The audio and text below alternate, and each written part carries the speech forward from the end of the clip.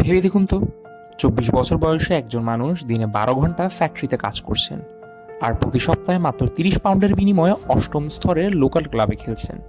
হ্যাঁ, গল্পটা Jamie ভার্ডির।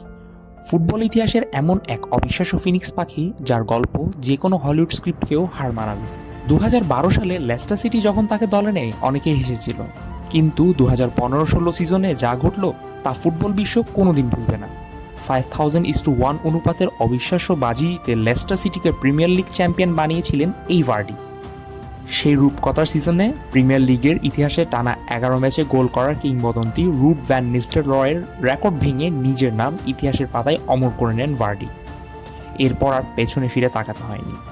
England জাতীয় দলে ডাক পাওয়া, প্রিমিয়ার লিগের গোল্ডেন বুট জেতা, সবই করেছেন নিজের অবিশ্বাস্য জেদ আর গতি দিয়ে।